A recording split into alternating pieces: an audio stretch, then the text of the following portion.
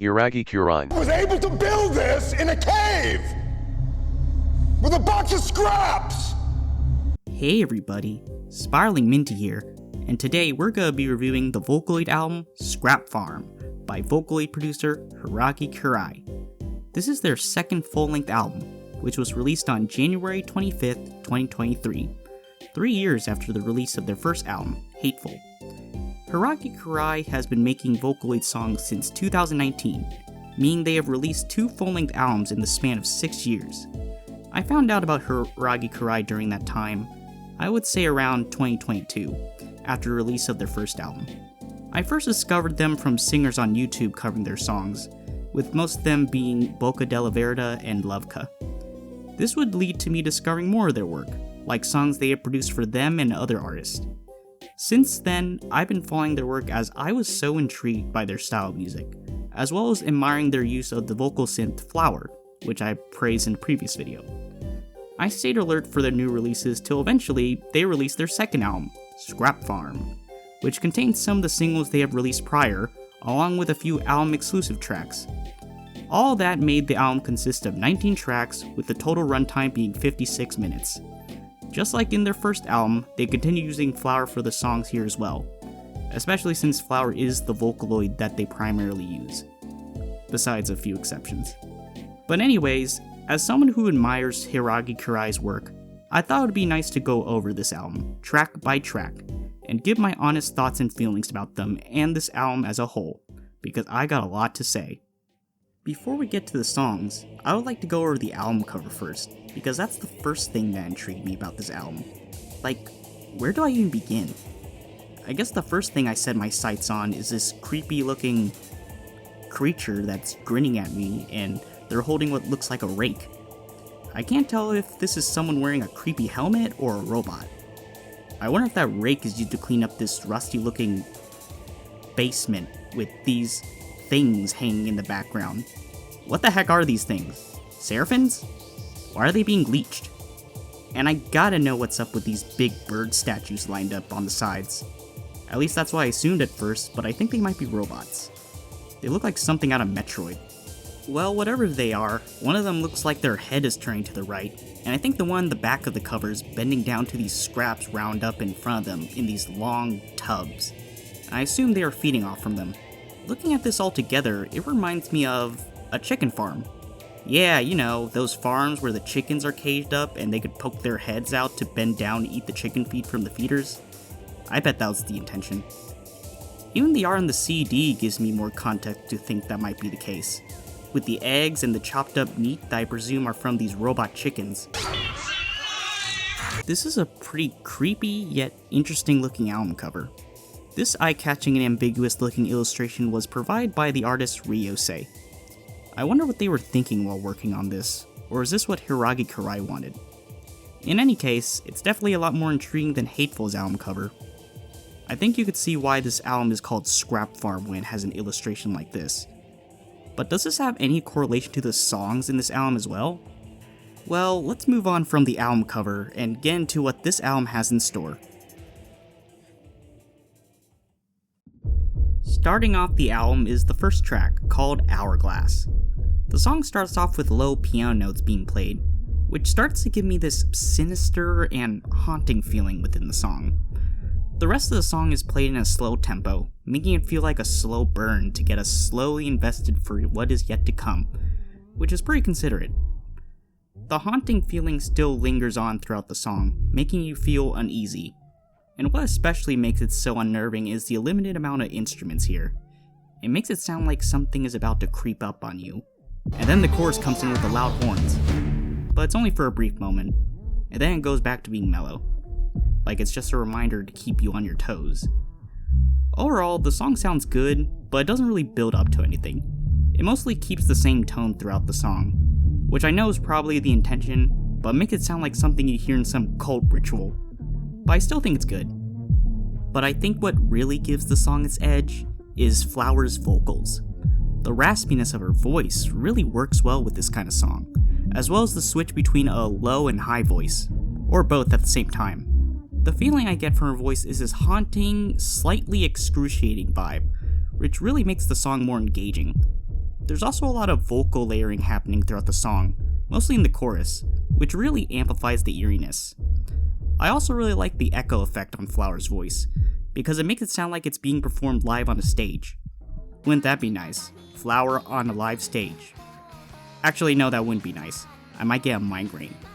Especially if she sings something from Nil Fruits. Anyways, as good as the song sounds, I also want to get into the lyrics to know what the song is about. Like most Vocaloid songs, Hiiragi Kirai's song can have some pretty vague and ambiguous lyrics, which makes her songs a bit challenging to fully decipher. It's probably even harder if you don't understand Japanese. Like me.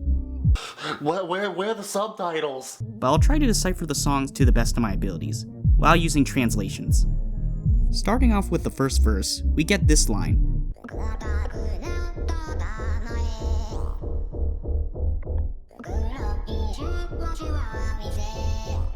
Which got me wondering what that could mean. Well, the chorus would come next and provide this line. Okay, so I'm guessing this song has something to do with getting drunk from alcohol, which is what the black fizzy bubbles is referencing. Another thing I noticed from the chorus is how the vocal layering is structured. One line would have vocal layering, but then the next line that followed would not. And that pattern would repeat throughout the other choruses. And the two lines would always seem to contradict each other. For example, the first line of the chorus would say, and then the next line would either be, and, yeah, I'm fairly certain they're talking about wanting alcohol here. I mean, people usually drink alcohol as a gateway to not feel miserable and to escape the current state that they feel towards life, which is what I think this darkness is referring to. This contradiction pattern would continue on with the next lines of the chorus. Here's a line I brought up earlier. And the next line would either be, and. So what is up with these contradicting lines? Well, I think what's going on here is that this is coming from someone who I assume is an alcoholic that is in conflict with themselves, them and their conscience. The line with the vocal layering are supposed to represent the conscience, reminding them to face reality and that they should sober up, while the non-vocal layering lines represent what the alcoholic is actually doing, which is constantly drinking alcohol as a means to escape reality and feel like they have no care in the world. And finally, the song would wrap up by repeating the verse from the beginning of the song.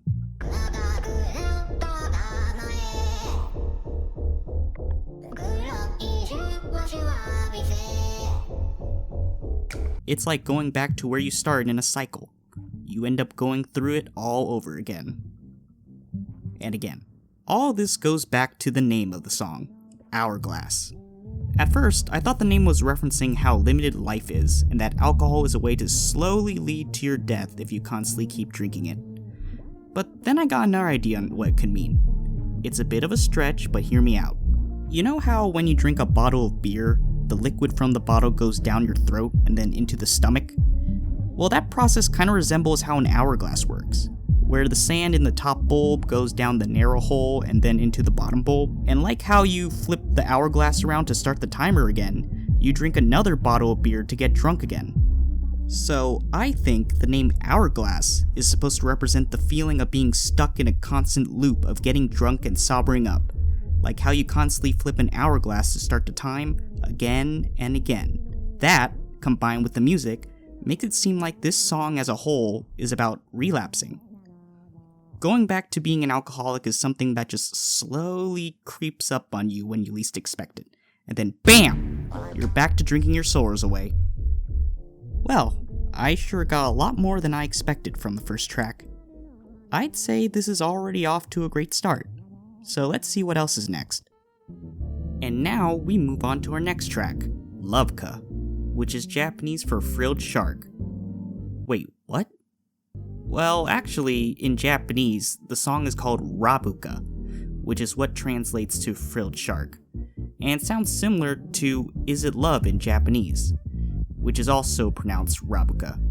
So basically, the name of the song is a pun on how similar the Japanese pronunciation of frilled shark and is it love are. Not to mention, both have the katakana form of love in their spelling as well. Well, I'm not calling the song frilled shark in this segment, so I'll just stick to calling it loveka. Now that we got that out of the way, the song starts off by reeling us in, no pun intended, with a smooth sounding trumpet and piano in a slow tempo, which is a good way to subvert expectations, as the song would eventually pick up the pace after the beat drop and speed up the tempo, as well as bring in the electronic sounds and drums. Now this is what I call electro swing. You know, despite being an electro swing song, this leans more towards traditional swing, with less reliance on electronic sounds and more towards traditional sounding instruments, like the trumpet, clarinet, piano, drums, which is a pretty nice change of pace for Hiiragi, especially with how most of their songs are. But despite the praises I have for this song, there is one glaring flaw I have with it that really brings the song down for me. It's Flower's voice. I know I said I liked the way Hiiragi Kirai uses Flower, but this is one of the few times where I feel like they really fumbled here. The mixing of the song makes Flower sound too loud, which overshadows the instrumental. I will say, her voice is good in adding the creepiness factor to the song, but the mixing should have been better. What sucks is that this is one of Hiiragi Kirai's most popular songs. It even won an award in Japan's MTV VMA in 2021. I really wanted to like this one, but I just find Flower's voice to be unpleasant to listen to, and it makes me want to listen to the cover by Otto instead, which was also released around the same time the Flower version came out, which is interesting. Well, anyways, let's see what the song is about. You know, with a name like Loveka, I think that should already be a big hint, but after going through this song, I was left with a lot of questions. No, really, there are questions throughout the lyrics, starting up from the first verse.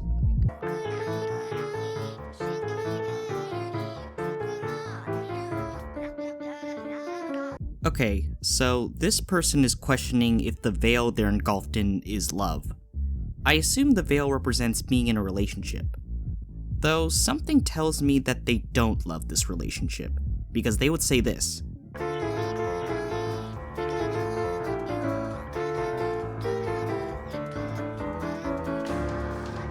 This is also phrased as a question, which makes it seem like they're questioning the love in this relationship, or maybe in general. Well, what does the chorus say?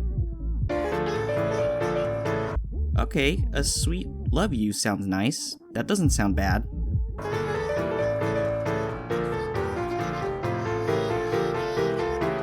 Oh, well, this is starting to not sound like love to me.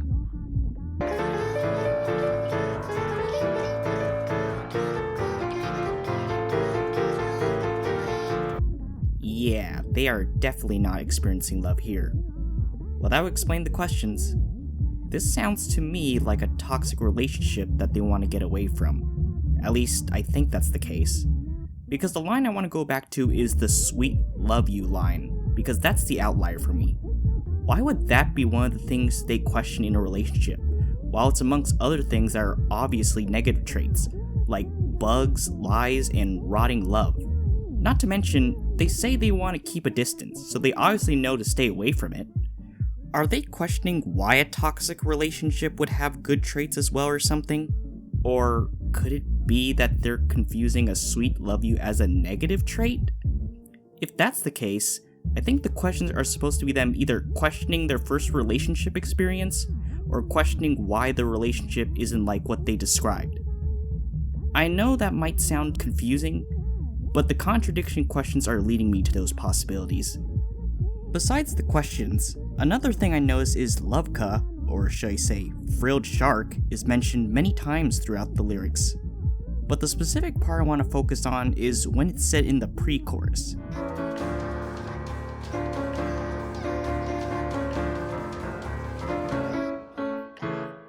You might not be able to catch it if you're just listening to the lyrics, but if you see the pre-chorus in writing, it shows that they're not just saying frilled shark many times, they're also saying is it love a few times as well. You might be asking how I can tell the difference if those phrases sound the same in Japanese. Besides using the translation. Well, I can tell by how that part is written in Japanese katakana. When they say, "Is it love?" they give a good indication that is the phrase they're saying, and not frilled shark, by saying nano in between, which in Japanese is a way to indicate that you're asking a question. So because of that, we're able to tell they're talking about love and not frilled sharks. So what does this all mean? Well, the pre-chorus comes off like they're having a hard time telling the difference between one thing and the other, like being confused when something happens differently than you expected, or not being able to tell that the relationship that you're in is not a loving one. And that goes back to what the person in the song is questioning. So the reason why they keep saying frilled shark throughout the lyrics is because it represents their confusion. The frilled sharks are meant to be interpreted as a toxic relationship, which is why they're confused on why the frilled shark is the way it is, thinking that it's love. They got a frilled shark and confused it for a loving relationship. So what I'm trying to say is, I think this song is about someone that has a confused perception of love, where they are not able to tell that a loving relationship and a toxic relationship are two different things. So they end up convincing themselves that the toxic relationship is what love actually is. Because of that, they're giving up on finding love, fearing that it will just be the same thing as the toxic one. How do I know they're giving up on it? Well, the lyrics are wrapped up with this.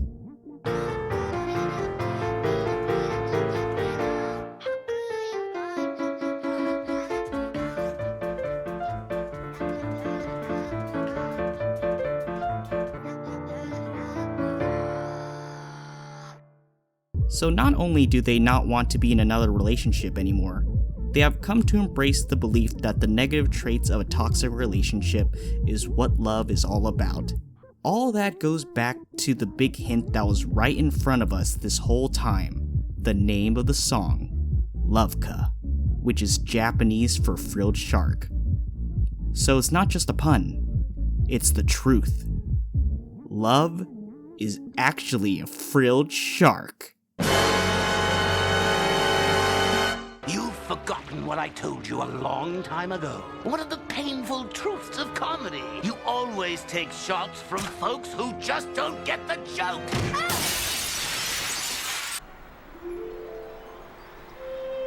My fault. I didn't get the joke. Yeah, I know this explanation seems complicated, but honestly, so is love. Either way, it's about rejecting love altogether. It really makes you wonder if being in a relationship is even worth it. But what would I know? I never had a frilled shark. Things start to get even better when the next track comes on. Mobius. Not to be confused with Morbius. That's still funny, right? Well, anyways, this song was produced for Utate singer Mei-chan, which released first on March 4th, 2020 as an exclusive track for his album, Dai Mei Waku. And then the Vocaloid version would come out a few months later on November 26, 2020. Anyways, I hope you like drums, because this song has plenty of it, starting from the beginning. A build of banging drums that leads to some very intriguing electric sounds, which really gets me sucked into the song's vibe. It's that bombastic kind of music that Hiiragi Kirai is known for, and it sounds pretty similar to the songs from the Color Trilogy. But with this song, it puts more emphasis on the electro of electro swing. So it's mostly kinda like Boca della Verda. Honestly, I used to think this song was alright, but eventually I grew to really like it. I do gotta say, I really like the lead up to the bridge with the guitar swell. But admittedly, when the bridge does start, it's a bit underwhelming. It's not as good as the bridge in Boca della Verda, but it's serviceable, I guess. I do like the piano that plays afterwards. It's probably the only thing that gives the song its swing in electro swing. This is another song where Hiiragi Kirai really puts Flower to good use, especially on the parts where it sounds like she's crying for help. And the mixing here is definitely better than Loveka.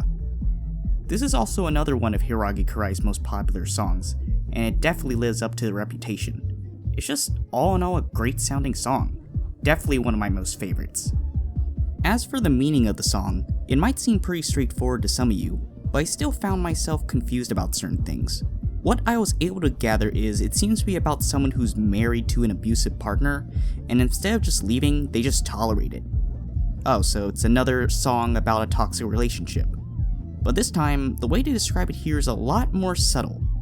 They make it clear they tolerate the relationship with lines like,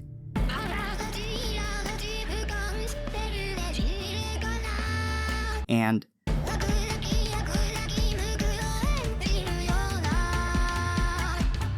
but then they would throw you a line like,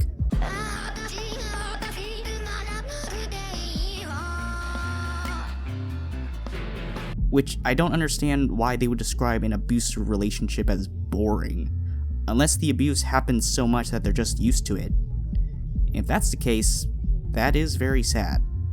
But besides that, they also throw this at you. Whatever that means. I guess they're implying that the relationship isn't fun, like funny or something? I don't know. But another line that I do understand is this. Okay, so I assume they're telling themselves to leave the relationship if it annoys them, but they keep on trying to convince themselves that they're not and are perfectly fine staying with it. Geez, sounds like a lot of married couples living in the Far East. Which makes sense considering the origins of this song. But I can't help but feel like that's not entirely it. The song would go on to give me even more confusing lyrics.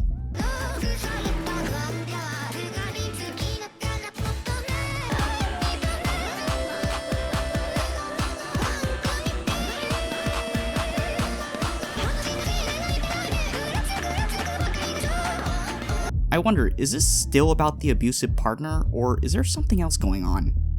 Well, as I was looking for the translation of this song, I stumbled upon a theory by one of the translators of the one I'm using, Panda Kin Hybrid. Their theory still suggests that it's about someone in an abusive relationship, but they also add that there's a child involved in the mix, and the abused partner seems to be fed up with them as well. At first, I was skeptical about this theory, but looking at the lyrics more, it does seem like a plausible explanation. I mean, corrupted patient clings on, walking in bare feet makes you cry and cry. That sounds to me that they're describing a baby here. Not to mention, the line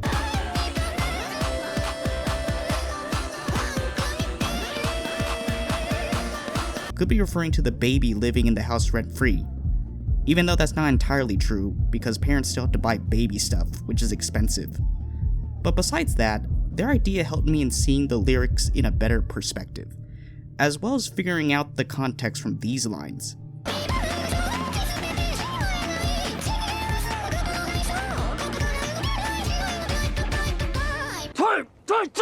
I think they're saying that they are tolerating their unhappy marriage for the sake of the baby. But it might not stay that way for long, because this line seems to imply that the relationship has an ending.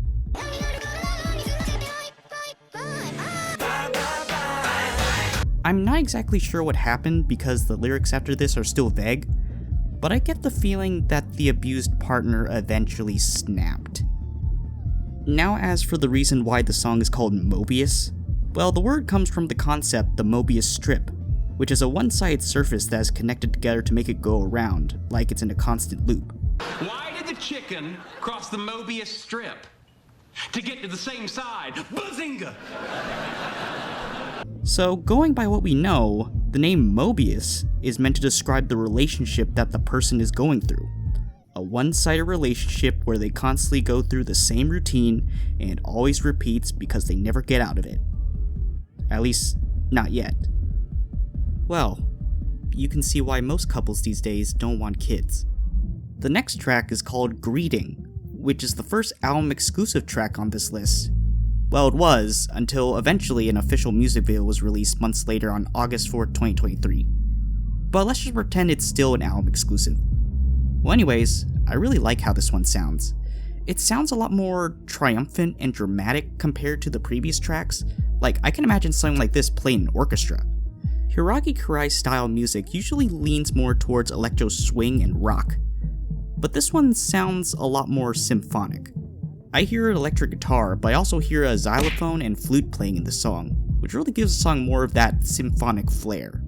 Also, the harpsichord that plays throughout the song is very nice and makes it sound like something that could play in like a Renaissance era setting or something like that. The way it's played gives the song this sinister tone, like the feeling that potential danger is around the corner. I also love when it goes crazy on the bridge, though it sounds rather faint. Actually, that's one complaint I have with this song. The mixing isn't the best. Either some instruments aren't as loud as I wanted to, or the instrumental sounds louder than the vocals, which is a bit off-putting to me. It's funny because I always complain that Flower sounds loud in a lot of Vocaloid songs, but this is one of the few times where I wish it was loud, because the vocals sound soft here. Thankfully, I'm not too hung up on that, so I still think it's a good album exclusive track and a great song in general. This is definitely another one of my most favorites. Now, as for what the song is about, I was stumped at first, because for starters, the name greeting is not a word. Greedy is, but not greeting. People don't usually say greeting. Perhaps there's a deeper meaning as to why the song is called that. I could just go for the obvious and say the song is about greed, but perhaps there's more to it than that. So I looked into the lyrics more carefully. Starting off from the first verse is,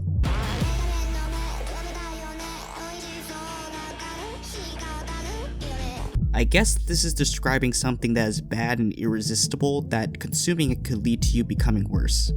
Like a bud growing into a poisonous plant. In this case, the bud can represent doing something for the first time, which leads to it becoming a habit, till eventually it becomes a natural part of you. It's like murdering someone leads to becoming a psychopath, taking drugs leads to becoming an addict, or the taste of wealth leads to becoming greedy. There's also this line.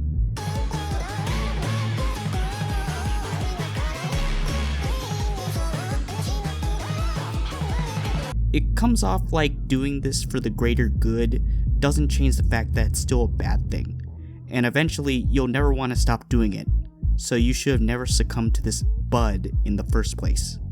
Now, sometimes people just can't help themselves, especially when it comes to the kind of situation that they're in. The lyrics even go on to describe what this person is feeling about their situation. At first, I assumed they were talking about hell or something, but I think they're actually describing the poor environment they live in that's keeping them down in the dumps. So it actually is hell then. Now I want to go back to why it's called greeting instead of like greedy. Well, greedy is an adjective, which means a word to describe someone or something. And the thing about greeting is that it ends with an ing, and usually words that end in ing are verbs, words meant for describing actions. So the song means more than just describing someone that's becoming greedy. It's describing the actions that are done out of greed. So it's about the greedy actions that someone is doing that will lead to them becoming greedy. If that makes sense.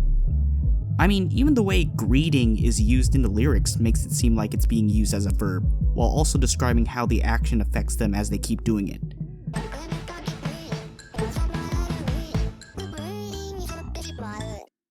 So after figuring out all that, the conclusion that I came up with is, this song is about someone's progression of slowly succumbing to greed. And this song makes it pretty clear that they consider being greedy a sin. And sometimes human beings can't help but commit sins like that.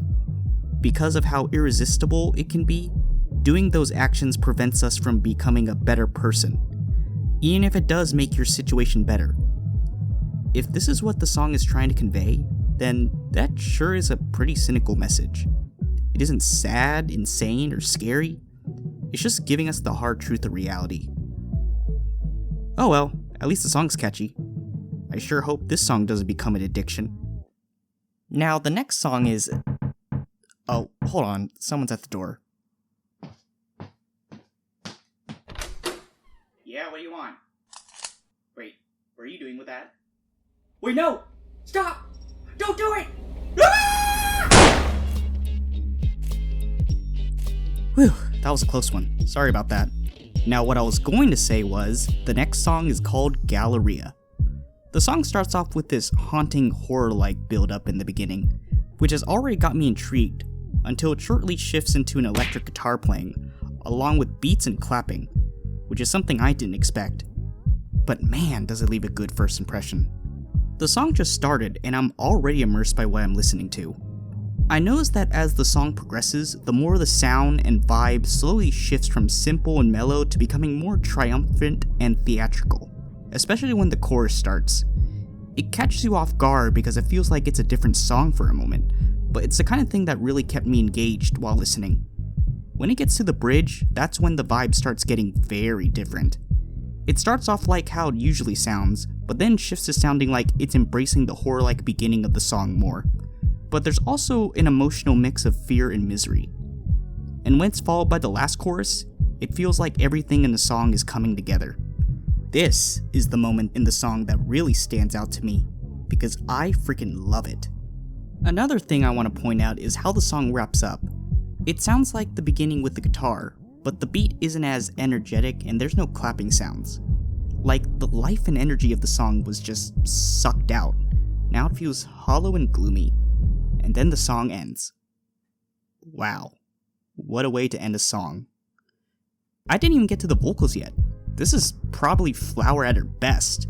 The tuning that Hiiragi Kirai did here just gives her voice so much emotion. I could really feel the dread, despair, sadness coming from her voice. If you couldn't tell by now, this is my favorite song on this album. It exceeds many of my expectations that I have for a song by Hiiragi Kirai. As the vibe keeps shifting, it just keeps getting better and better. It's like a good mix of both rock and electro swing. The fact that I don't see that many people talk about this song that much makes me consider it an underrated gem. If there's one thing I have to nitpick, the mixing could use a bit of work. But I'm willing to excuse that because everything else just sounds so great.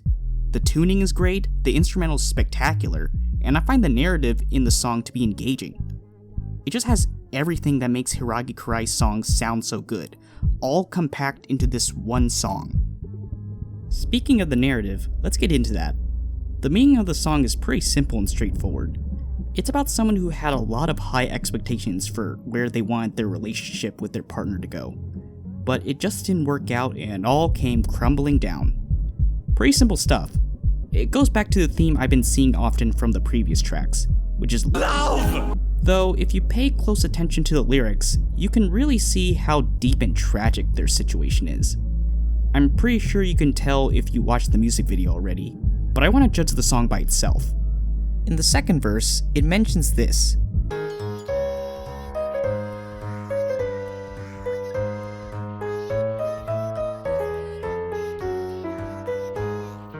Well, it seems pretty clear to me that their partner has passed on, which is why the relationship ended up crumbling down. And if that wasn't enough, they make it more clear with how the chorus is during the bridge. Instead of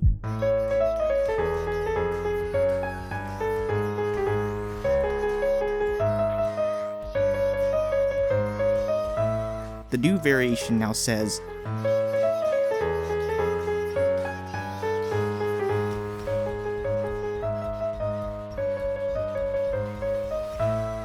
Besides knowing that this Galleria is a representation of this couple's future together, they're really setting the record straight that this plan will never be salvaged and that the dream is dead, which really hits the mark on the tragedy. And to add more salt to the wound, they have the unchanged chorus play again at the end to finish out the song, like it's giving you a glimpse of them having so much hope back then, only to know where their lives will really lead them to. A broken down Galleria. Can you imagine setting up so much for yourself and your life partner, only for all that to come crumbling down? Whether it's life getting in the way, your beloved moving on, or you end up murdering them, it all just seems so devastating that I can't imagine moving on from that. Oh well, at least it makes for a great song. Oh crap, you're still alive? And stay down.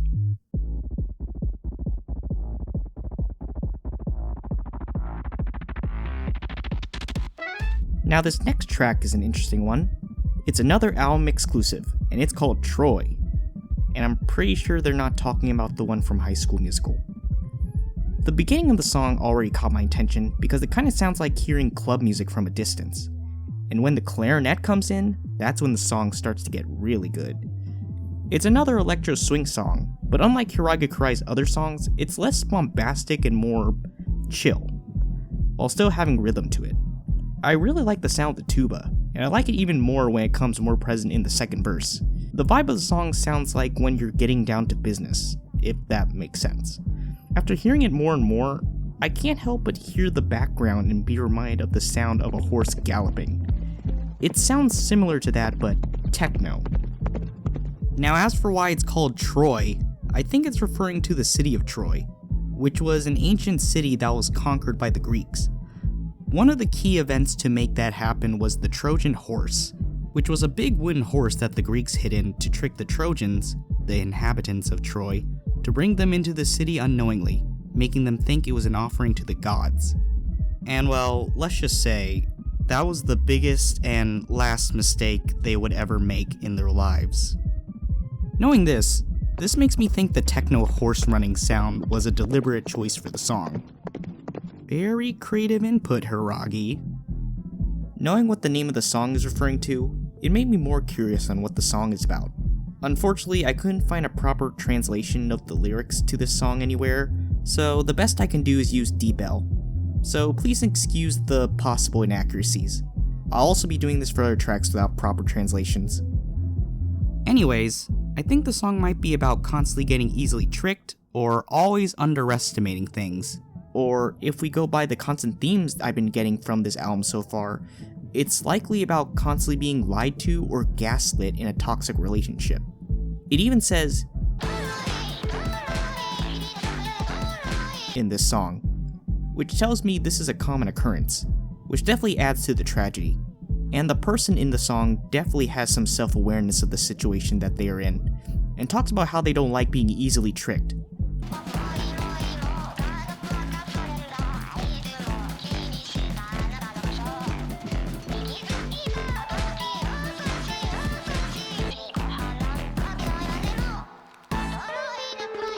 I guess this really shows how complicated a relationship can be, and how the pleasure of the good things can really cloud your judgment of what's really happening. If that's not the case, I assume it's just being tricked daily in general, like falling for a scam, or getting betrayed by your friend. Admittingly, as simple as the song is, composition and lyrical wise, I still really like it. It's so catchy. This might be one of my favorite album exclusive tracks in this album. This is definitely going to my most favorites. Hide and Hide is a song that was made as part of a tie-in for the shonen manga series Gabuli, where they got a bunch of Vocaloid artists to make songs based on certain parts of the story. I never read the manga, so don't expect me to be an expert here. Anyways, for this specific song, it's focused on the backstory of a character named Tough. A music video was released alongside the song to help visualize the backstory. I usually don't talk about the music video when I review a song, because I want to focus specifically on the music. Not to mention, when you listen to the album on its own, there's no music video attached to it. But I'll make an exception for this one, since I think it'll help in giving more context for this song. So in the music video, this kid here, who I presume to be Tough, is in an illegal gambling ring, and after trying to steal some money, gets caught and is about to be attacked by this big guy, until this guy with the goggles, who I'll be referring to as Goggle Nicky, comes in and saves him. After that, Tough decides to tag along with Goggle Nicky, and while their relationship starts off a bit rough, they end up getting along pretty nicely. But unfortunately, after being informed by the big guy from earlier, bad guys from some big organization are out to find Goggle Nicky and kill him. When they find him, Goggle Nicky tells Tough to go hide in an air vent while he takes care of the bad guys. And as Tough watches it happen through the air vent, he can't help but be reminded of the time when he hid in a closet while someone, who I presume is his father, protected him from danger and ended up getting shot. And unfortunately, that is the same fate that happens to Goggle Nicky as well. So now Tough is back to being alone and hiding. And if you pay attention to the beginning and end frame shot, it looks like he wants vengeance. Now we can just say that the song is about Tough and the experience that he went through, but I feel like there's more to this song than that. The name of the song is pretty self-explanatory. It's about hiding. But hiding from what exactly? And I wonder if it's just about hiding.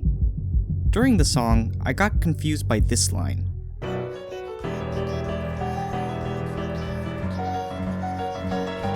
I mean, isn't that what the sun and moon do? Why are you bothered by their intended purpose? This line gets said 2 times throughout the song, so there's surely some significance to it. Well, judging by the music video, Tough is homeless, since he's stealing money from a gambling ring, and the song describes him as a lone boy. And then we have this line.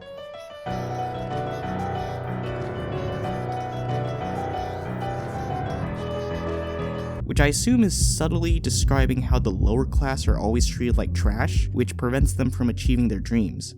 And Tough is part of the lower class. So the idea that I'm getting here is the sun and moon are meant to describe the higher class, and Tough doesn't think it's fair that they get special treatment and are always walking over him and the lower class in general. And I feel like that doesn't just apply to only Tough here. I'm sure this is something a lot of people feel. So I think this song is about being forced to hide because of the people that are above. But that's not all. Another thing I want to add is, I feel like the song is also about having to deal with the grief of having to be separated from the people you care about, due to being forced to hide. I get that implication from lines like this.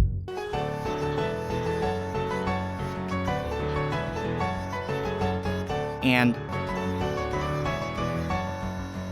putting everything that we know together, the whole song is about Tough being forced to always hide from danger and be separated by their loved ones because the powerful people above him are always getting in the way, forcing him into this poor position and ruining every chance of ever getting out. When I understand why his name is Tough, because their life sure is. Well, besides that, I find this song to be alright. I'm more surprised that this song is even on this album, since it was purposely made for a manga series. So it might feel out of place for people that are not familiar with Gabuli. Well, perhaps having the song in there would help get more of them interested in the manga. It's actually still going, though it's currently on hiatus and hasn't updated in over 3 years, and probably counting. But anyways, this song is probably Hiiragi Kirai at their most experimental. And while I appreciate the effort put into this song, it's not one of their best. While I like that there's a story to it, and the vocal parts aren't too bad, this song is kinda just all over the place, composition-wise. I'm not the biggest fan of that muffled drum beat in most parts of the song, like in the beginning and end of the song. I'll admit, the piano parts and the drumming are pretty fun, and honestly the saving grace in this song, but it still feels hammered in. I'm not sure if it's due to the restrictions of following the backstory, but I feel like Hiiragi tried a bit too hard in adding their flair when experimenting for this one. Sounds like someone messing with their audio workstation while also trying to recreate the Benny Hill theme by memory, but instead, they just made a mess. Now let's move on to the next track. Lucky Brute is a song that Hiiragi Kirai produced for the popular J-pop and Utaite singer Ado. The one in the album is the Vocaloid version, which is another one of the exclusive tracks in Scrap Farm. From what I've seen, this is one of Ado's least popular songs in her discography, with it currently sitting around 5 million views as I'm making this review. Personally, I actually really like this song. I'm honestly pretty impressed with the production quality here. It just sounds so high quality. I'd say what makes this song stand out to me is how unique it sounds. As for which version I prefer more, it's the Ado version. While the tuning of Flower is great here, I'll always be impressed with Ado's vocal skills and the way she articulates her singing in this song to really amplify the vibe it's supposed to present. This song was definitely made for her. Anyways, as for what the song is about, this was pretty hard to decipher, as I couldn't understand what most of the lyrics were talking about. What is that? Are they talking about tears or something? That's a weird way to describe tears.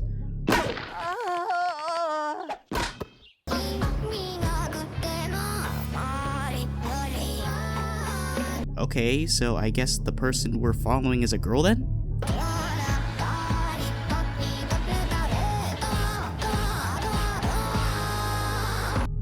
What? Is this what the Patriots are calling themselves now? Lolly Lulelo. Is this a rhythmic pattern? What is it supposed to mean? Is it their heartbeat? Yeah, I'm a bit stumped here. Well, despite the confusing lyrics, my best guess for this song is that it's about someone being encouraged to become more violent, while also trying to resist that urge.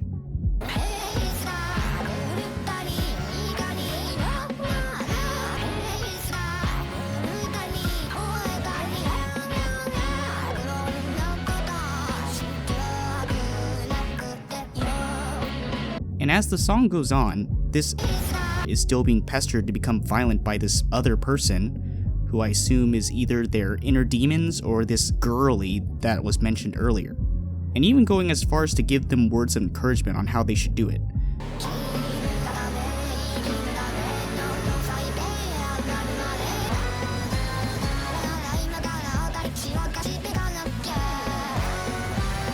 And as for why it's called Lucky Brute, I guess the is the brute, and getting these words of encouragement on how to be violent makes them lucky.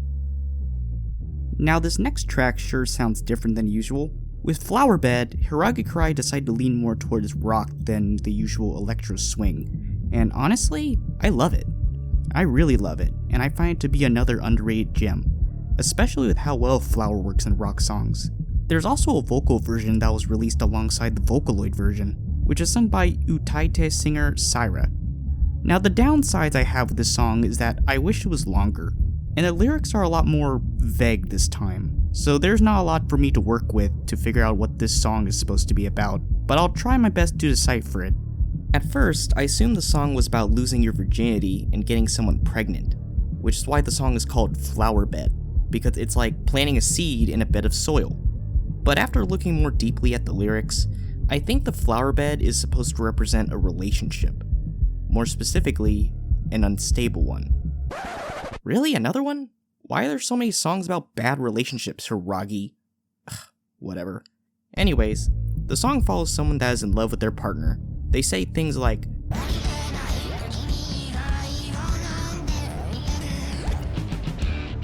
which is a weird thing to clarify, but whatever.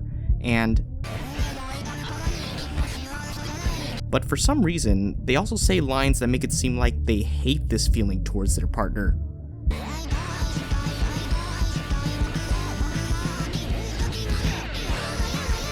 So, I don't understand. They're in love with this person, but they're also sick of them?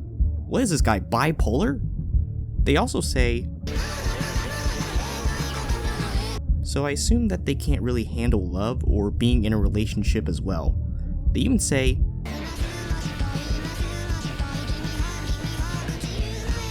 which makes me think they want to end a relationship despite loving their partner. But the thing that really gets to me is the rotting away part. What do they mean by that? Are they worried that their partner might get negatively impacted by their toxic traits if this relationship continues? Because that's what I think it's implying. Especially since before this, they said, okay, so that must mean they're self-aware of how toxic they are. So what I'm getting at here is the song is about a person who's going through a dilemma where they think they don't deserve love because they're aware of how toxic they are, and they don't want that to affect their partner, so they want to end the relationship as soon as possible. Going back to the name, I think flower bed is meant to represent how a relationship grows and eventually starts becoming unstable, like flowers growing in a flower bed and eventually shriveling up and rotting. The first line of the song already ties in with the name.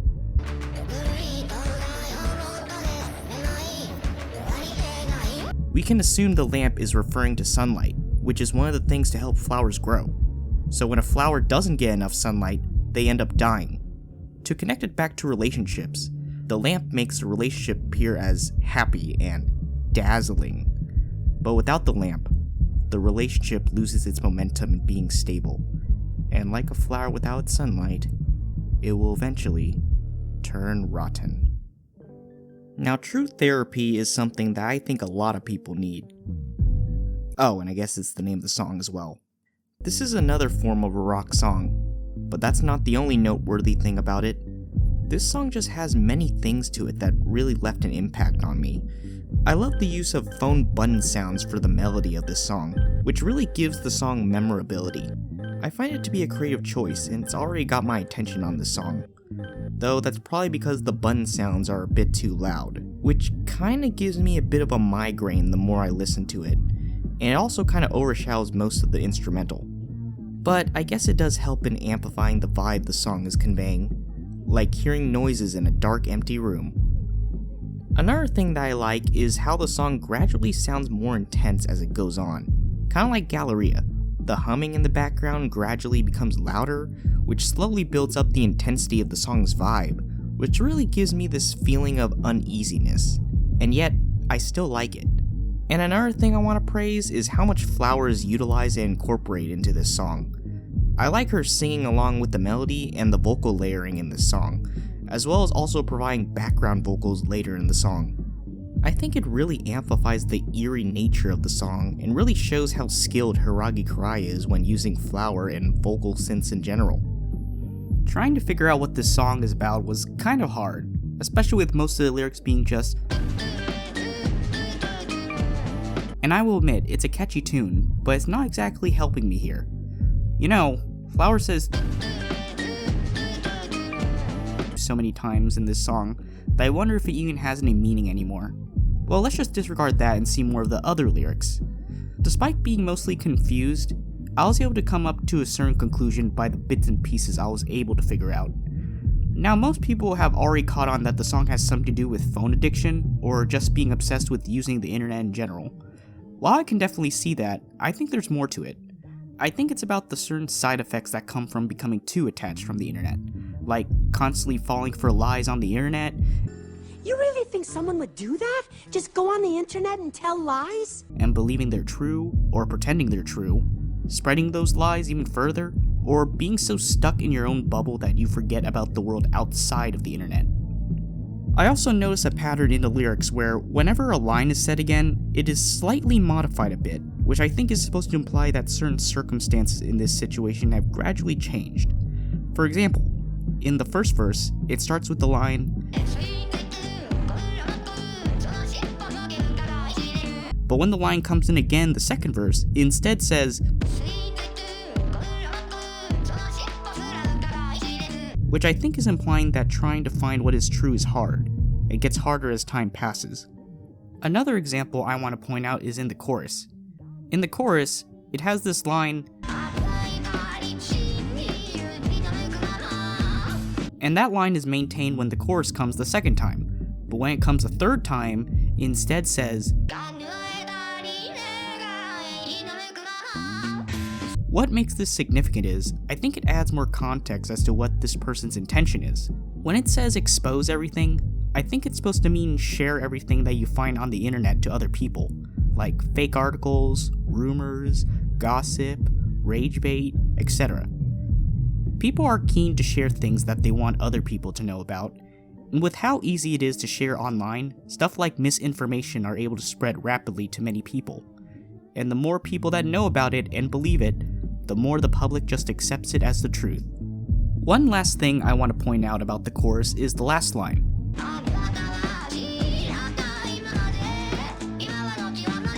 This could either mean staying unaware about the outside world due to being chronologically online, or believing in the lies that you find on the internet so much that it comes to a point where that's all you will ever believe in. Honestly, it could be both, but I'm leaning more towards the latter as it fits into what I think the song is about.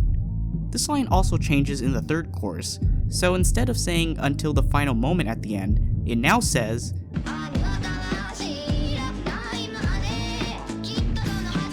it's like they're self-aware.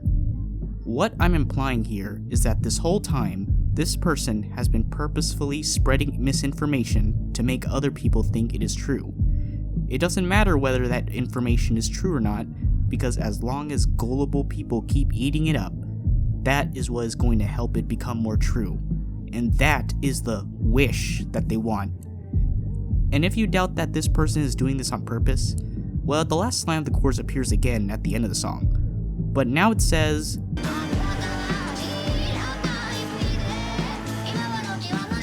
why does this person do this? There are some people out there that find joy in spreading false narratives on the internet. They consider it as therapeutic to them. And that is why the song is called True Therapy. Steel is a song that Hiiragi Kirai made to be used by Kadokawa Dreams, which is a dance team that participates at a professional dance league called D-League. I assume they used this song during one of their dance performances. You know, of all the artists they decided to get to produce a song for choreographed dancing, choosing the one that's known for sinister and cynical songs is definitely a choice. But surprisingly, what they got was a song that is a lot more uplifting than expected. Well, at least compared to the rest of Hiiragi Kirai's discography. From what we previously covered from this album, this track feels like an outlier. Or is it? Well, after looking through the lyrics, the song doesn't seem all that cynical compared to what I already covered. In fact, there are parts of it that make it stand out to me as an uplifting song.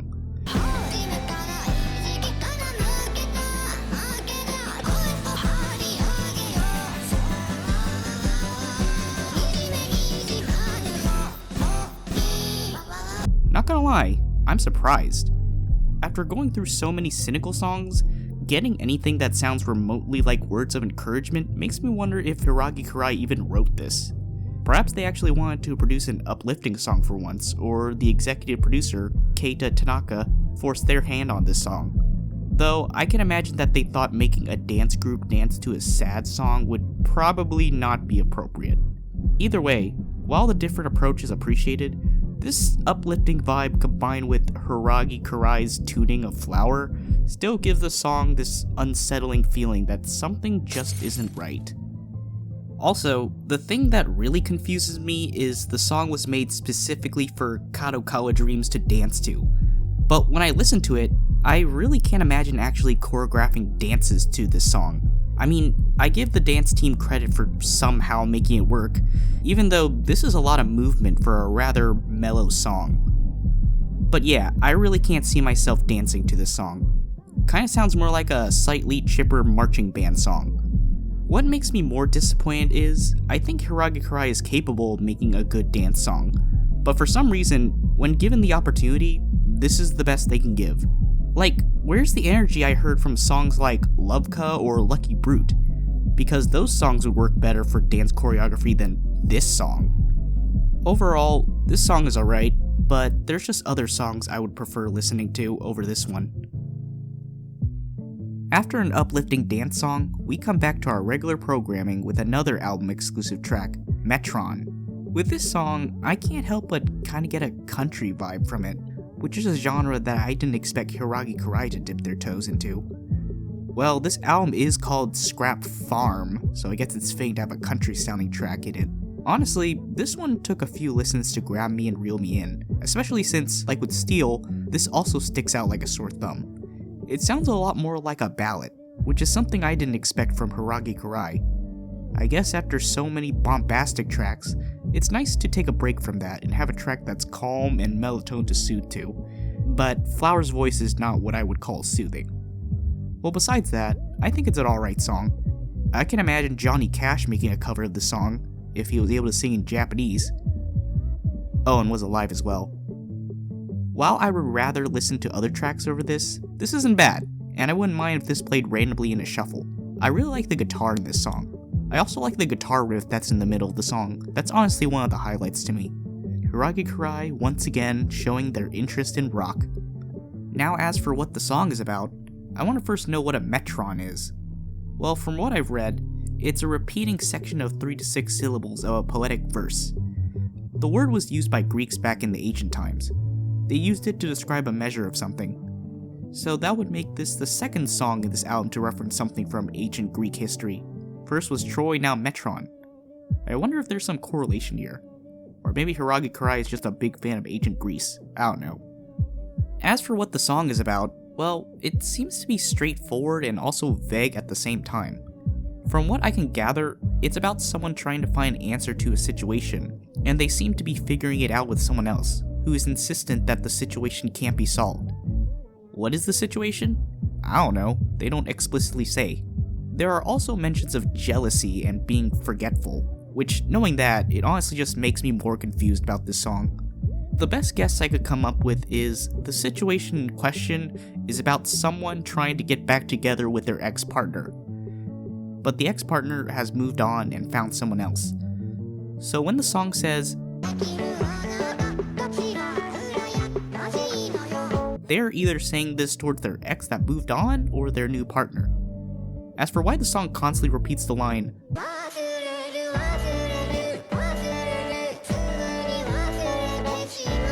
I assume the person trying to rekindle with their ex is wondering why they broke up in the first place, because this person is either ignorant or they have forgotten what love feels like. But how does this all correlate to the song's name, metron. Well, since the word means a measure of something, I'm just gonna take a shot in the dark here and say that the name is supposed to represent the amount of progress that the ignorant partner has made when it comes to moving on. Or it's supposed to represent how long the rate is for ever figuring out the answer to your situation, which is very little. I don't know, that's the best I could come up with. Alright, it's starting to sound like we're picking up the pace here, because the next track is Vita. No, I'm not talking about that garbage. I'm talking about the song, which was produced for Utaite singer Garo, with his version coming out like a week later after the Vocaloid version, which is a strange order of release, but whatever. But anyways, I think this song is fantastic.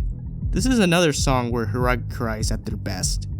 This is another song that sounds on par with the Color Trilogy, with its bombastic arrangement and fast tempo, but I would say this is more on par with Boca della Verda, with both songs comprised mostly of electronic sounds without the swing.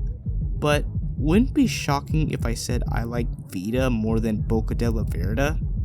Now don't get me wrong, I think Boca della Verda is a great song, and I consider it to be Hiiragi Kirai's magnum opus, but Vita is like a finalized retake that wants to outdo its predecessor, and they sure delivered. So what is the song all about? Well, at first, I thought the meaning was metaphorical, that it was about someone who is sick and tired of how terrible their life is, and believes that a devil possessing them is behind all their suffering. Basically, I first thought this person is just desperate to have a better life, but as I kept looking over the lyrics, I start to realize that might not be the case. In the first verse, one of the lines that stood out to me was,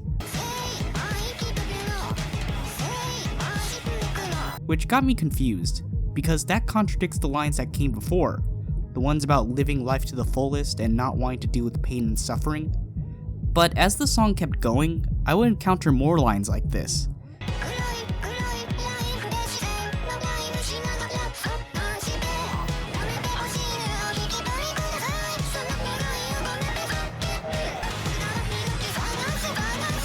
Okay, so what I'm getting at is they want to die, but they're also trying to find the right time to.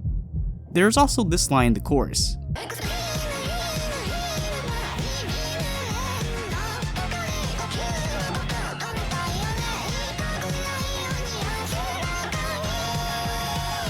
Okay, silly wordplay aside, what they are talking about is they don't want to be breathing so extremely slow. If you must know, diminuendo is an Italian word, and it means a decrease in loudness, volume, or intensity.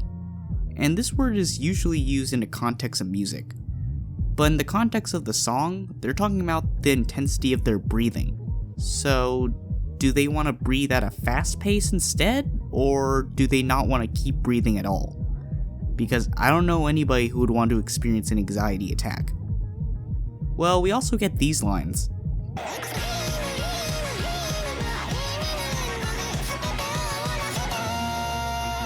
And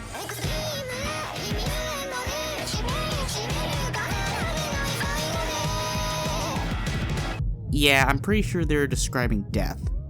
So that's it then. This is a song about being suicidal. Or so I thought, but the end of the song had to throw these lines at me.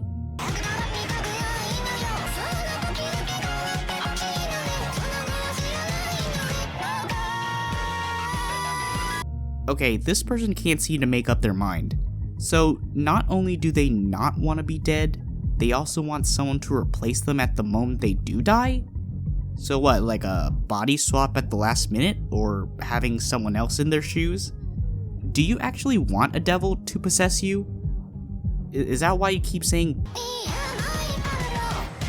like 2 times in this song? Perhaps they just want to take all their suffering and just give it to someone else. It honestly feels like this person is going through a tough time right now, and that helps me to envision just how bad their life is. They might just say out loud that they want to die, but they actually don't mean that. They're just tired. Life can be a struggle to deal with. It just keeps getting worse and worse, and sometimes you wish it could just be toned down, flat out end, or you can just throw all that pain away. you get this feeling that death might be a better feeling to have, but you also still want to live because it would be better to keep going. But you are also scared that you might go down the wrong path, so you end up becoming conflicted, and that is what the person in the song is going through, and why they keep saying, "I don't want to be possessed by a demon." Yeah, this song is complicated, but then again, so is life. And you know what life is in Latin? Vita. Disease is a song that was previously made in 2020 as part of a Vocaloid compilation album organized by Vocaloid producer Bao called Schema Resonance, where each track was produced by a different producer, themselves included. It was the 4th track for that album, and it's included in this album as the 14th track. When I first got to this song, I found the way it started to be a bit off-putting, and I thought I wasn't going to vibe with this one. But the song ended up growing on me, and I honestly really like it now. It sounds so eerie and haunting, while also being quite mesmerizing. Especially when the chorus comes in with the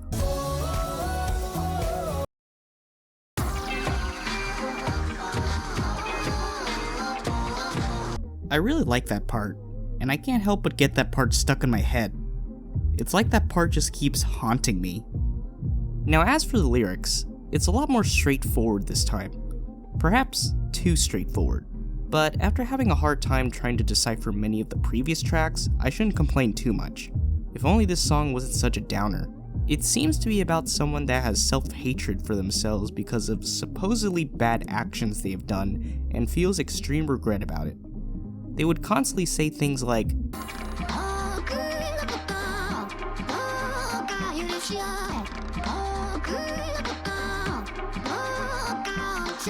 throughout the song.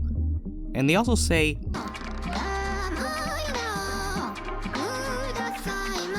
suggesting that something might be wrong with them and they're confused as to how it turned out this way. Even the beginning and end of the song has the line,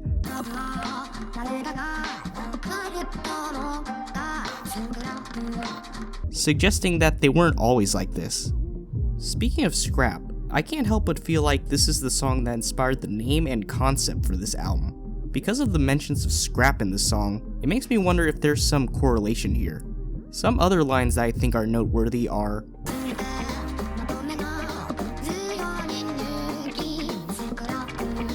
and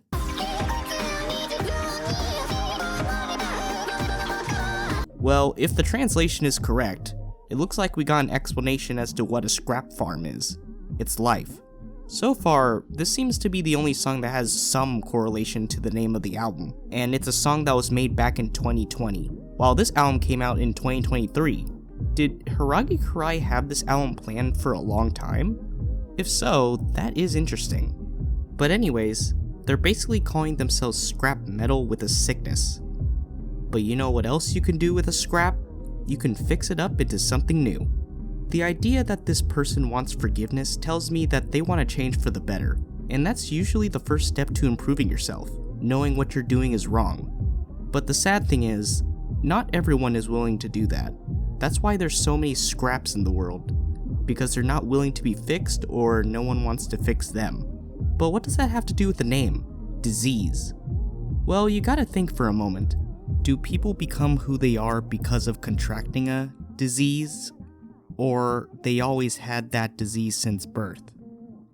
Are monsters created or born? Oh Jesus! After such a sorrow-sounding song, we get rudely interrupted by the next track, Sakusakuri. This is a song Hiiragi Kirai produced for the Japanese male idol group Ալbουμ. This is, again, another Vocaloid version made as an album exclusive track. This song is good, but I wouldn't say it's one of Hiiragi Kirai's best. At the very least, it sounds better than Hide and Hide. This song feels like what Hide and Hide wanted to be, but it just wasn't executed very well. This song sounds more enjoyable and condensed, while also being very fast-paced, which captures the feeling of staying alert.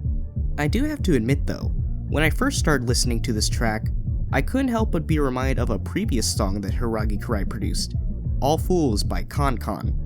Both of these songs sound a bit similar, especially the beginning parts of the song.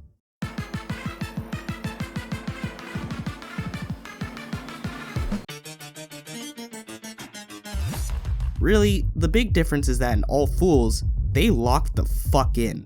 While in Sakusakuri, it's like the lackluster imitation. I feel like there might have been some limitations to how this song came to be, probably due to the fact that it was made for a 7-member idol group. So maybe that was what held back Hiiragi Kirai's full potential for this song. I guess another big difference between the songs are the meanings. Getting back to Sakusakuri, the song was kinda difficult to decipher, especially the name itself. It seems to be one of those unique Japanese words that for some reason can't be properly translated to English. The best guesses I got were crisp and crisp and crispy sacrifice. Well, take your pick. Whatever the name is, I probably won't need it anyways to get an idea what the song is about. My best guess for this song is it's about how it seems to be easier to be sad and depressed than it is trying to be joyful and happy.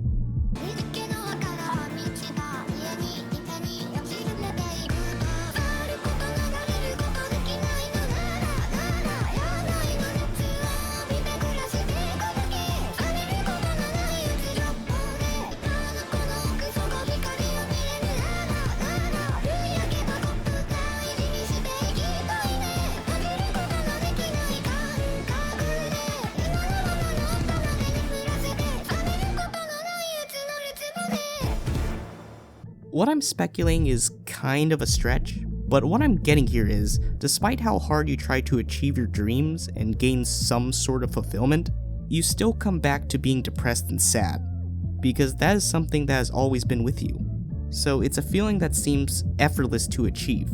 The person in the song also keeps referring to themselves as a, which I can only guess is them calling themselves a person that is easily obtainable, effortless, and not special or significant in any way. Basically, they think they're just any regular person, and that is what is making them so sad. As for how the whole sacrifice thing comes into play, I guess it's just another way of saying you were giving up your hopes and dreams, because that seems to be what the person in the song is singing about. The next track, Far Away, is a song that was made as a tie-in for the horror drama series My Goen, which is a Sanrio property, the people behind Hello Kitty. Besides the Vocaloid songs, I haven't consumed anything from that series, so don't expect me to be knowledgeable about it. The song is about a character named Kanata. No, not that Kanata. No, that one's dead. There we go. And his stuffed animal, Hinata. God damn it, no! Yeah, that one. Who he likes to think is real and talking to him. So it's kinda like Calvin and Hobbes, but dark. I think Robot Chicken beat you to that. Anyways, about the song, I was mixed on it at first, but as I listened to it more and more, I started to enjoy it more, and found myself more intrigued by it. The song kinda has a feeling that it takes place in a wild but also abnormal amusement park, which I guess was the intention, considering the series does take place in an abandoned amusement park. Out of all the songs I've covered so far, this one is probably the one I find to be the most disturbing. The melody throughout the instrumental sounds like it's purposely going off key, but it doesn't sound too off-putting either. Like, it flows well with the rest of the song, but I wouldn't call it a catchy tune. Overall, I just think it's weird. I just have a bad feeling about it. What's even more disturbing is, I'm not entirely sure what the song is about. At first, I assumed the song was about someone that never wants to be separated from their lover, or stuffed animal. But as the song goes on, a lot of the lyrics kinda contradict that theory. It would go on from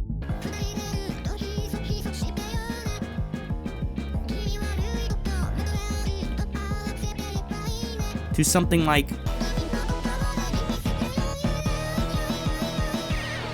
and then it jumps back to,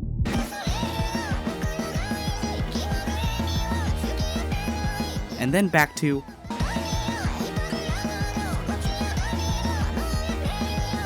these seem like the kind of things you would say to a partner or a friend. From what I know on a surface level, the character Kanata likes to tease and pull pranks on people, and has a hard time trusting others besides his stuffed animal. So if it's not about wanting to be separated from your lover, my next best guess is it's about someone that does mischievous things to people, and then it eventually comes to a point where they go too far and it's unforgivable. I assume that for lines like,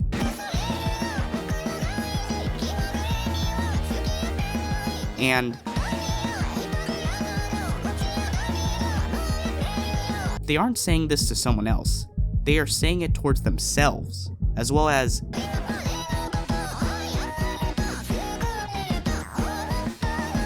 which all sounds like regret to me. Perhaps Kanata's teasing and pranks got to a point where it crossed a line for some people, and now he feels regret about it. And perhaps that's why he only considers Hinata as his only friend. And as for the name, Faraway, it's a reference to the fact that when translated into Japanese, like this, the pronunciation sounds like Kanata, which I gotta say, that's pretty clever. But I can't help but feel like there's also a double meaning here. I can only assume that faraway is just another way of calling something a fantasy, or an unreachable goal. Like believing that your stuffed animal is actually talking to you, or believing that you can be forgiven for your actions. I think this song might make more sense if I actually looked into My Goin' some more, but as of now, this is what my judgment is, from an outside perspective. The next track is another album exclusive, and it's simply called Seek. Not gonna lie, at first I thought it was a sequel to the other song we covered, Hide and Hide. Get it? 'Cause hide and seek? Maybe it's just a coincidence. Well anyways, the song is... well, let's first get to what I do like. Flower sounds good. That's about it. Forgive me if I start to sound heated from here, but there is so much wrong with this song. Besides the fact it's another short song, I don't like the way the guitar sounds here. At the beginning, it sounds monotone, and then suddenly it gets loud after the chorus, and then shortly goes back to being monotone again. Why is the guitar so inconsistent here? The softness mixed with the hardness just doesn't work. It's like the song is about to go into a different direction, and then just randomly goes back to where it started. It's like it's building up to something, and then it just holds itself back for some reason. Another thing I don't like is that this song sounds rather cheap. It feels like such a downgrade compared to songs like Flower Bed, Lucky Brute, and Vita. Did Hiiragi Kirai even try here? It feels like a poorly made interlude for the album, especially with it being short. I did say I wanted Hiiragi Kirai to do more rock songs, but not like this. Flower Bed is a rock song, but that still sounds good. This song doesn't sound congruent, like it doesn't know what it wants to be, so what we're left with is an underwhelming mess. Well, perhaps the lyrics might make up for that. The verse starts with,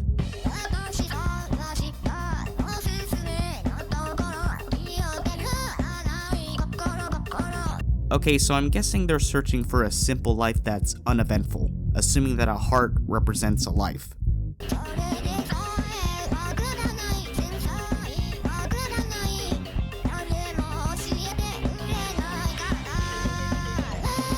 But I guess no one was there to really help them in preparing for the real world and achieve a simple life.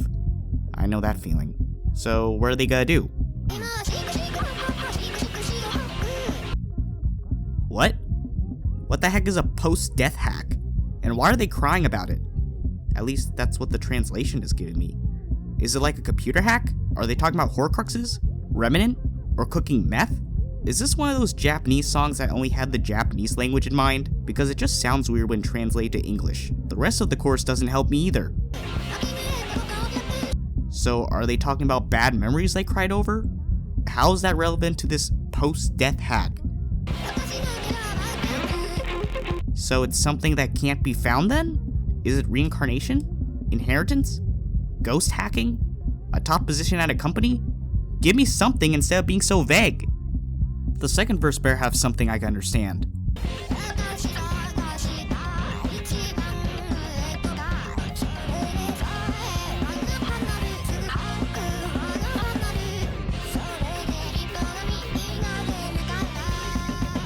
Okay, they're back to searching now, but they went from a recommended place to a top spot. What's up with that? So whatever this hack is, it quickly leads them towards a trap of becoming an average person. Wait, are they still talking about a post-death hack? Or are they talking about something else? The second verse would go on and continue with this.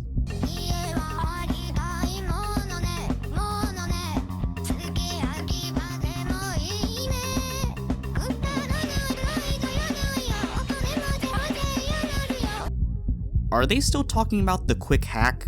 Because to me, it sounds like they're describing what the average person does. Always trying to appear normal, being a people pleaser, not showing your true self. I said not showing your true self. You know, like masking. God damn it. You usually do that to make other people think there's nothing wrong with you, on the outside. Anyways, the verse ends off with this line. I assume they're saying that they'll never get a chance to go to sleep on their own bed ever again, either due to insomnia or being overworked.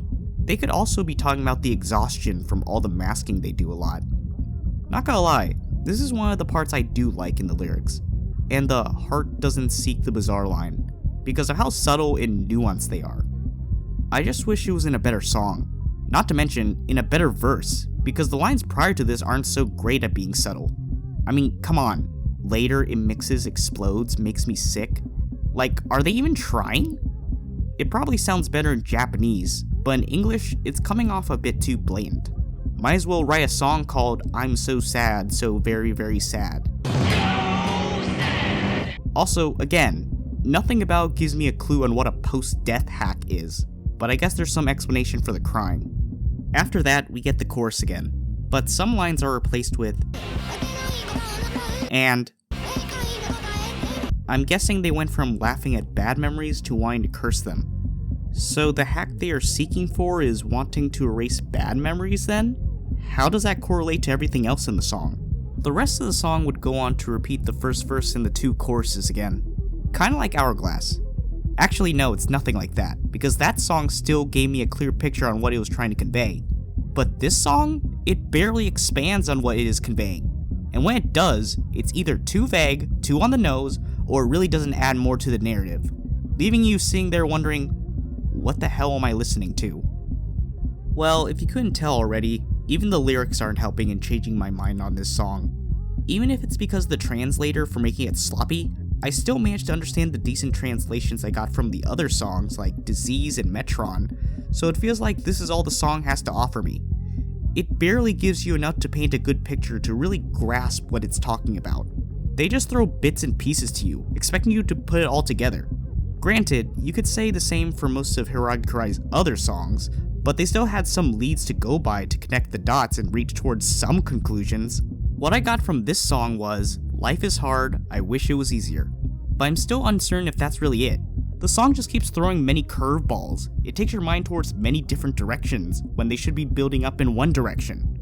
Most of the subtext doesn't really add more to the supposed narrative, and they could have honestly just been their own separate songs. This song feels like a venting freestyle, but they're just saying a bunch of random buzzwords. Or maybe the song is intended to be that way. Maybe this song is supposed to be like a vent piece. Usually when you vent, your emotions are so out of control that you can't think straight, so you can't properly get your thoughts out and keep it together.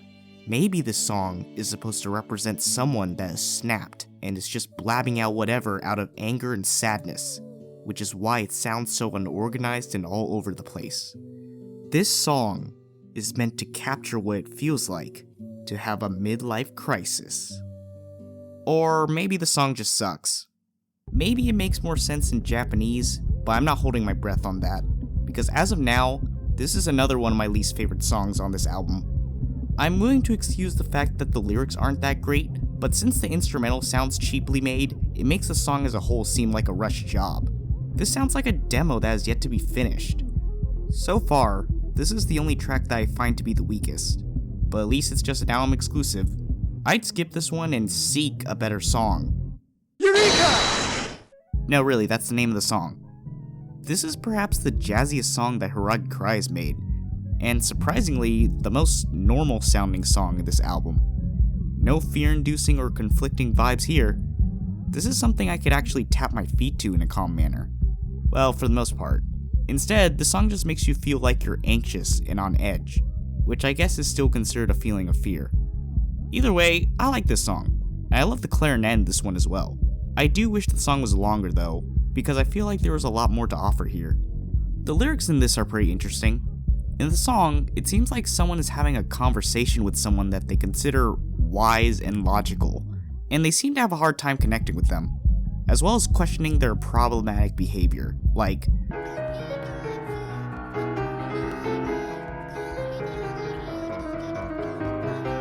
But when the chorus comes in, they start pleading to them like,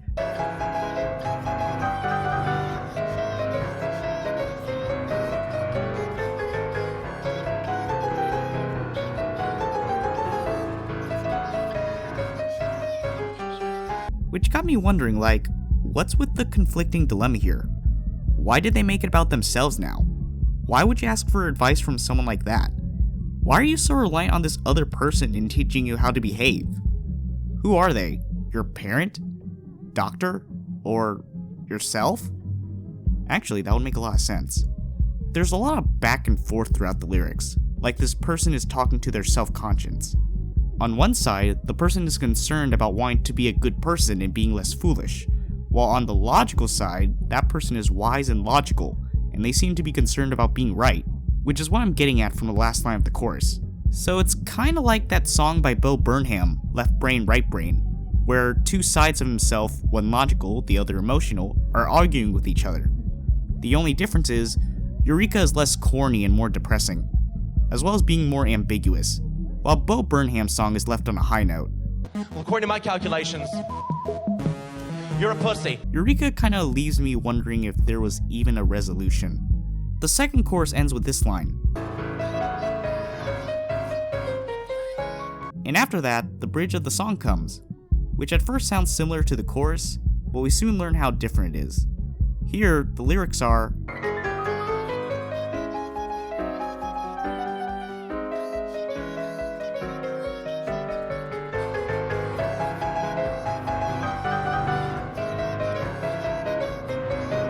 what I'm getting here is that their past sins are coming back to haunt them, which could explain why they are so worked up about wanting to be a good person, especially since the chorus plays after that. Like, this dilemma is just an ongoing cycle for them, and I'm not sure if it'll ever reach a conclusion, because there's no sign of a solution anywhere in this song, at least from what I'm seeing. Also, the person was just talking about how hard life is in the second verse, so it feels like this is just adding more to the pile. So basically, despite getting the answers that they want, it's not making it easier for them. So I guess the reason why the song is called Eureka is because that is what the person is still trying to achieve. And finally, we're on the last track, and last album exclusive track, Akashic. Well, I'm not surprised that sounds a bit spooky, but I also get a whimsical vibe from the song. It kinda sounds like something out of Harry Potter or something like that. The echo-like effect in Flower's voice is also in the song, just like in the first track, Hourglass. It, again, makes it sound like it's being performed on a live stage. I do have a few gripes with the song though. How do I say this? It sounds unfinished. It sounds like a demo that needs more time cooking in the oven before being released. Not to mention, it's another short song. I feel like the song had a lot of potential, especially around the end of the song where it sounded like it was building up to something grand with all the drums and background vocals, only to cut itself short. You know, I really hate when that happens. I do like the vibe that the song is going for, but it just needs more time to be worked on. But it probably won't, because I'm not sure if Hiiragi Kirai is the kind of artist to go back to their past work and rework it. As of now, I think the song is good, but it isn't a good reflection of what I like about Hiiragi Kirai. And to make it the last track of the album makes it seem like it's ending on an underwhelming note. Now, one question I have is, what the heck is an Akashic? Well, from what I've read, the word comes from the concept Akashic records, which are a compendium of all universal events, thoughts, words, emotions, and intent ever to have occurred in the past, present, or future, regarding not just humans, but all entities and life forms. So it's basically a collection of information regarding the lives, ideas, and events that have ever existed and yet to exist. And that also includes animals and aliens, I guess. And this concept is some sort of occultist belief. So is Hiiragi Kirai trying to make me join their cult or something? Has this album been preaching to me this whole time? Oh god! Anyways, back to the song. I guess it's about someone that has the Akashic records. Either that or they're just crazy. But anyways, they say they know everything, even things that haven't been seen yet. But besides that, there are also mentions about being separated from someone. In the first verse, it starts with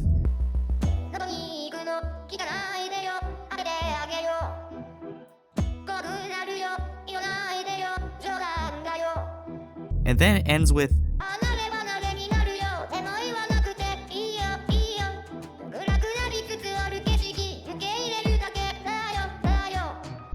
something tells me this is more than just getting separated from someone.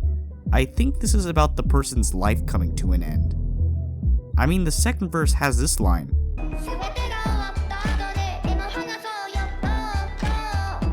Not to mention the way the song ends.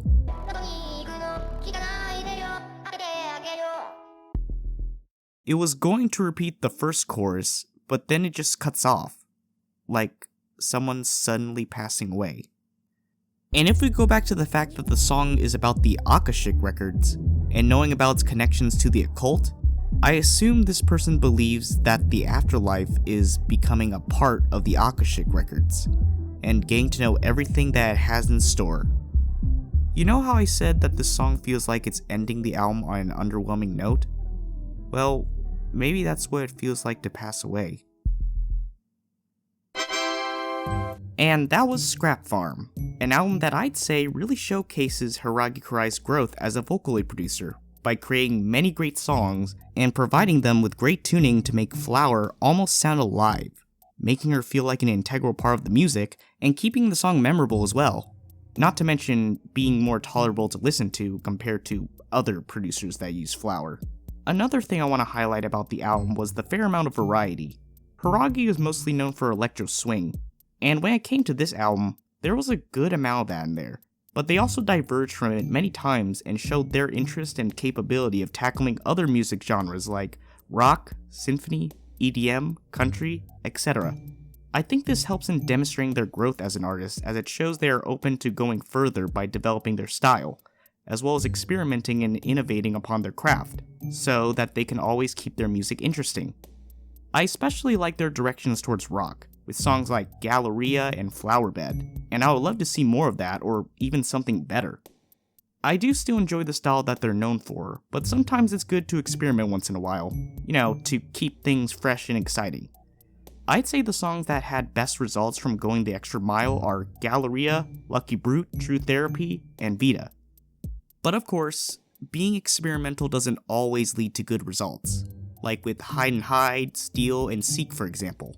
Getting to songs like that did make it feel like the album was shifting in tone and quality in a way that was very noticeable and kinda bothersome. I definitely started noticing it around the second half of the album. I really enjoyed the first few tracks of the album, but I wasn't able to maintain that enjoyment listening to tracks after Disease. There was a mix of okay songs like Sakusakuri and Akashic, and bad songs like Seek, which made the last half feel off-putting. Even non-exclusive tracks like Far Away and Eureka, while good, still felt out of place here. Not to mention, some songs were too short to my liking, made it seem like they weren't finished yet, as I wasn't fully satisfied listening to most of them. I wish Hiiragi Kirai took more time to make them a bit longer. It just felt like things were rushed here, like some tracks were made to fill a quota so that the album can actually sell. If I'm gonna be honest, the album should have ended with Disease being the last track. While it's technically not an album exclusive, I just think it's a better track to wrap everything up, especially a lot better than the cultist-like song that was Akashic. Not to mention, it even gave an explanation as to what the album title meant. And 14 tracks is a good amount for an album, and I honestly would have felt satisfied with that. But because it kept going and how it decided to wrap things up, it made me more annoyed with the quality and the flaws I had towards the album. I didn't really gain more from listening to the last few tracks, and I could honestly take them or leave them in this album. But overall, I did still enjoy most of the approaches that Hiiragi Kirai had for this album. While I do like the first half of the album music-wise, lyrically-wise, not so much. Many of the songs in the first half seem to have overlap when it comes to their themes, with most of them being about bad relationships. And it got to a point where it was getting repetitive. It felt like a one-trick pony that Hiiragi Kirai kept using when it came to making most of these songs. Because of the many bad relationship songs in this album, it came off like they were projecting their deprecation towards relationships too much. I'm not sure if that was their intention, but it came off like that, and it did kinda irritate me. Now, I'm not saying you can't write songs about bad relationships, but do it while adding more to it, to mix it up a bit, to have each song stand out on their own, and give people different insights about relationships that people don't usually think about. I guess you could say they did that with songs like Loveka and Flower Bed, but I want more than that. I wanted them to show variety with their lyrics the same way they did when arranging their music. There were some exceptions like Hourglass and Greeting, but for the most part, it was just songs about relationship issues, and I was getting a bit tired of that. Thankfully, the second half of the album is where the album truly shows variety lyrically wise, starting from True Therapy to Akashik. Those songs seem to drift more away from relationships and lean more towards the hardships of life through different perspectives. Despite how I felt with the second half music-wise, I did feel like I gained more from understanding the songs more through their lyrics, which gave me a better appreciation of them more. You know, it's funny, I like the first half of the album more than the second half music-wise, but I like the second half more than the first half lyrical-wise. It's interesting that's the way it is. Despite that, I still did appreciate the way the songs were written to feel subtle and ambiguous, but sometimes they came off too subtle and ambiguous, making them challenging to decipher. It was like trying to solve a hard puzzle, and it got to a point where it felt like I was just making shit up as I go. But admittingly, I wouldn't say the experience was all bad. I did like the ambiguity from the songs, because it showed that there was some thought and effort put into the lyrics to get people to actually think critically about what is said, to keep them interested and come back to them, and hopefully grow to appreciate them more. It definitely worked for me, for the most part. When I eventually get the gist of it, I find myself more engaged with the song and its message. It's like going inside a person's psyche to understand them, only to find out it's a lot more complicated than you thought. You can understand some things, but you're still left wondering. Overall, despite how the messages are conveyed, I still found the tone of the album to be pretty intriguing and meaningful. And honestly, also pretty sad as well. Like I said before, the songs in this album are mostly about relationship issues, self-hatred, and the hardships of life. And I'm sure those are things a lot of people resonate with. So after going through the whole album, I think I understand Scrap Farm. It's meant to be a reflection of life. The Scrap Farm is an overcrowded wasteland filled with scraps, each of them representing a person with their own set of problems. Most of them are rounded up and put into separate containers, like people stuck in their own communities with their own set of rules. And sometimes we cross paths, but most of the time, we're either excluded or remain in one place. Sometimes, crossing paths can lead us into conflict, like resentment, or even warfare. What the scraps have in common, though, is that they all keep the farm going by having the same purpose, satisfying others that are bigger than them, being carried around and used by others, while taking care of themselves and dealing with their own problems is an ongoing struggle for them, like a chicken that's only purpose is to stay in one place to lay eggs and get eaten, or a boss telling their workers what to do. We can always be rebuilt into something better, but that opportunity isn't equally distributed. At the end of the day, we all live to suffer until we die, and eventually get replaced like we're disposable. Just like scraps. We're the ones that are built to hold everything together to make the world go round, while the ones above us benefit from it the most. And that is what the Scrap Farm represents.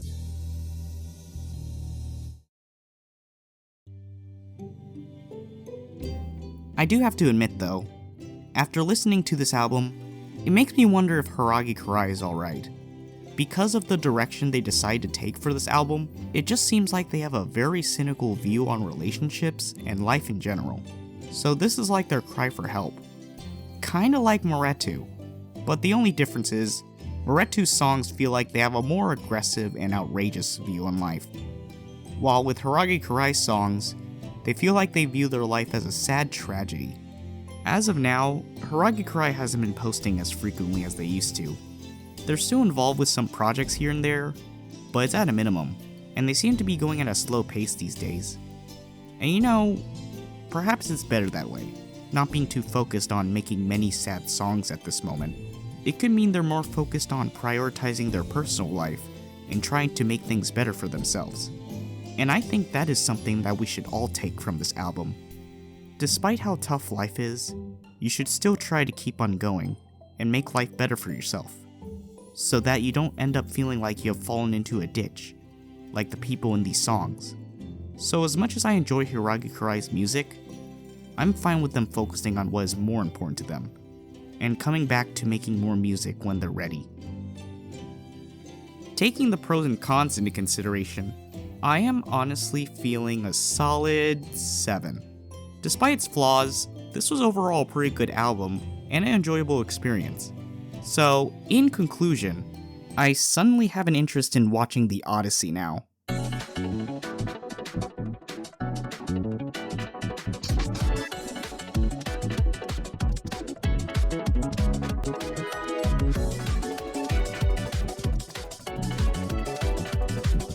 So I just found out Flower has the same birthday as me.